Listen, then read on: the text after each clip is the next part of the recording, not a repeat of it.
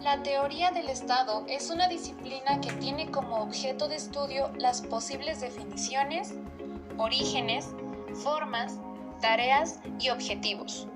Uno de los temas primordiales de la teoría del Estado consiste en elaborar el concepto propio del objeto de su conocimiento, el concepto del Estado. Podemos llegar a obtener este concepto en distintas formas. Es mediante la generalización de hechos mediante una inducción. Tomamos los hechos que ocurrieron en el desarrollo de la historia universal o bien los acaecidos en un periodo determinado de esta misma historia, claro, y con base en los mismos, como fundamento de una inducción, comparando los distintos estados que existieron y existen, llegaremos a un concepto del Estado. Aunque también hay otros caminos, el que es seguido por aquellos pensadores que no parten de datos reales, de hechos ocurridos en el discurso de la historia, sino, más bien, procuran obtener concepciones abstractas del tipo ideales de Estado. Mientras que otros autores mezclan ambos caminos y tratan de llegar a la elaboración del concepto del Estado mediante una inducción con base en datos de la realidad y por medio de la construcción mental que realizan con base en esos datos de la realidad. Mientras que Jelinek, un jurista y profesor universitario judío-alemán de origen austríaco, considera que la base para la elaboración de un concepto del Estado no es únicamente la observación y comparación de los estados empíricos y concretos que se dan en el desarrollo histórico.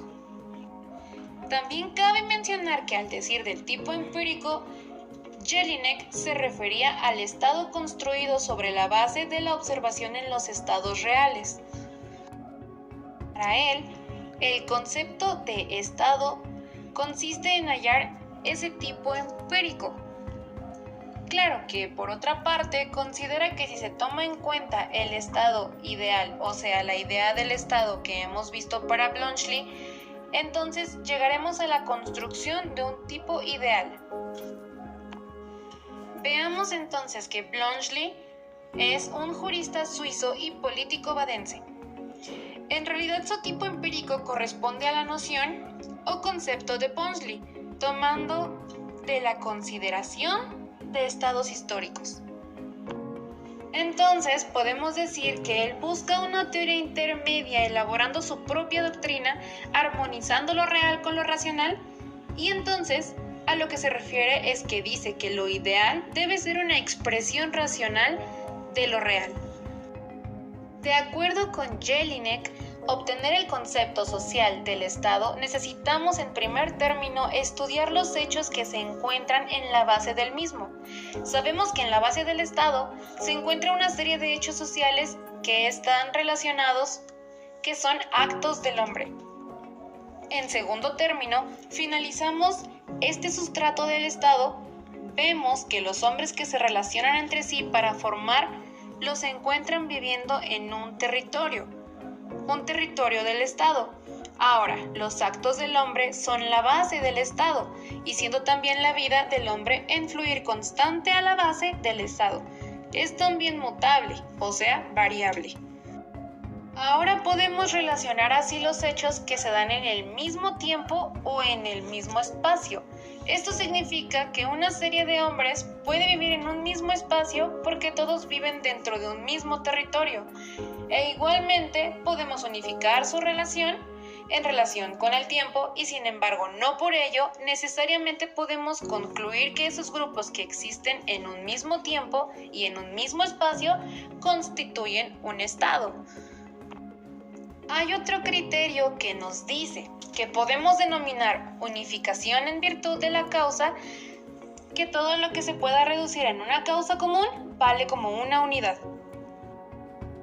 Si tomamos como ejemplo concreto de una misma causa, la raza, vemos que esa sí puede ser una causa de unificación y que en algunas ocasiones un estado tiene una población homogénea o de una misma raza. A pesar de que este criterio no puede servir para darnos una directriz uniforme a la cual poder unificar la variedad de las relaciones que forman la base del Estado, tenemos un tercer criterio, que es la unificación formal. Y como cuarto término encontramos la unificación en relación con el fin, o unificación teleológica. El mismo fin u objeto que perseguir.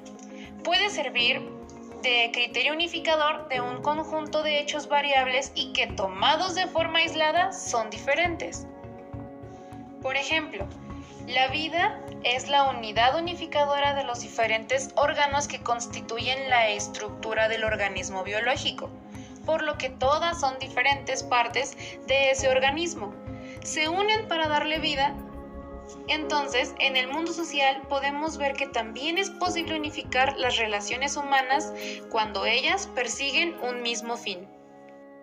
En esto podemos ver que los mismos fines perseguidos por la comunidad de hombres que se agrupan políticamente los unifican, hacen nacer una unidad colectiva o de asociación, y así puede considerarse el Estado como unidad de asociación. Ahora, el Estado a través del orden jurídico da fuerzas a las demás asociaciones que se encuentran dentro del mismo e igualmente, en consecuencia, absorbe a los individuos que se encuentran dentro de la radio de su poder.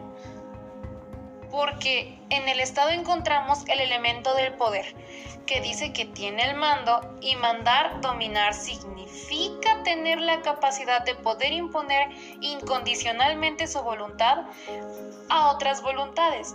Este poder ilimitado e incondicionado solo lo tiene el Estado. Porque el poder resulta un factor importantísimo y decisivo en la creación y el mantenimiento de la unidad de asociación, porque en consecuencia el Estado es la unión de asociación dotada originalmente del poder de dominación y formada por hombres asentados en un territorio. A todo esto podemos decir que Estado es la manera de ser o de estar construida políticamente una comunidad humana. Pero si examinamos la sociedad humana, encontramos que dentro del Estado existen otros tipos de grupos sociales que pueden ser constituidos de manera familiar o pueden ser socios de una empresa mercantil, miembros de sociedades deportivas, también culturales, e inclusive de sindicatos, universidades, etc. Bien cabe mencionar que enumerar notas o elementos del Estado en forma coordinada nos proporciona la expresión de la definición analítica del concepto del Estado. Podemos decir que el análisis de cada una de las partes de que éste se compone, esta definición nos proporciona el convencimiento de la existencia en la realidad estatal de los siguientes elementos o notas de su concepto, las cuales podemos decir que son la presencia de una sociedad humana como género próximo de la definición y la existencia en una sociedad. Un territorio que sirve de asiento permanece a esa sociedad. Un poder que se caracteriza por ser supremo, esto es, soberano en el seno de la misma sociedad. Un orden jurídico que es creado, definido y aplicado por el poder estatal y que se estructura la sociedad que está en su base. Y una teología peculiar que consiste en la combinación del esfuerzo común para obtener el bien público temporal. Así que ahora no hay que olvidar que hay que recordar que el Estado es la organización política de un país, es decir, la estructura del poder que se asienta sobre un determinado territorio y población, poder, territorio y pueblo o nación. Por consiguiente, los elementos que conforman el concepto de Estado, de tal manera que éste se identifique con cada uno de estos.